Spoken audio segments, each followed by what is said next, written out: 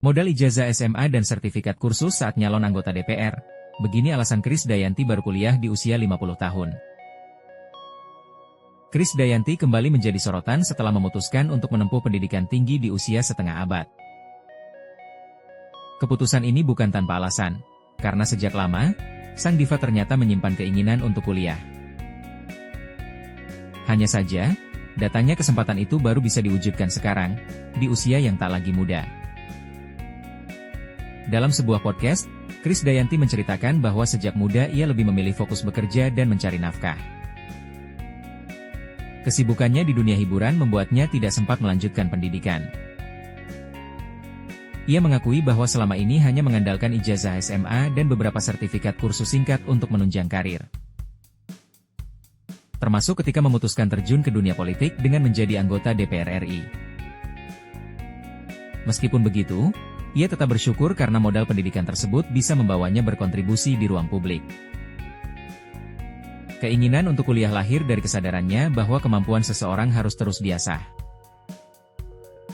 Setelah diberi kesempatan menjadi wakil rakyat meski hanya lulusan SMA, ia merasa perlu melengkapi pendidikan formalnya. Pengalaman saya selama 5 tahun di DPR ternyata tidak terbuang sia-sia dan nggak tumpul, ungkapnya.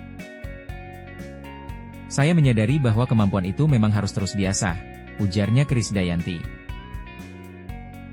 Karir politik Krisdayanti dimulai pada periode 2019-2024, saat ia duduk di Komisi 9 DPR. Selama masa pengabdian itu, ia banyak belajar mengenai persoalan rakyat dan mekanisme kerja di parlemen. Namun langkahnya untuk kembali ke Senayan pada pemilu 2024 harus terhenti setelah kalah dari Ahmad Basarah dan Andreas Edi Susetio. Tidak berhenti sampai di situ, istri Raul Lemos ini mencoba peruntungannya di Pilkada Kota Batu, Jawa Timur, pada tahun yang sama. Ia berpasangan dengan Kresna Dewanata Prosaf, namun pasangan tersebut hanya mampu meraih sekitar 20% suara. Kekalahan itu tentu menjadi pengalaman berharga yang semakin mempertebal tekadnya untuk terus belajar.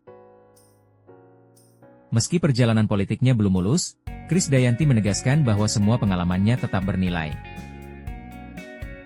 Ia melihat pendidikan sebagai bekal baru untuk melangkah ke depan. Karena itu, saya harus terus mengasah kemampuan, salah satunya dengan kuliah, katanya lagi menegaskan.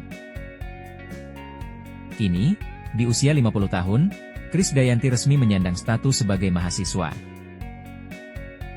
Keputusan ini disambut positif oleh publik karena menunjukkan bahwa menuntut ilmu tidak mengenal batas usia.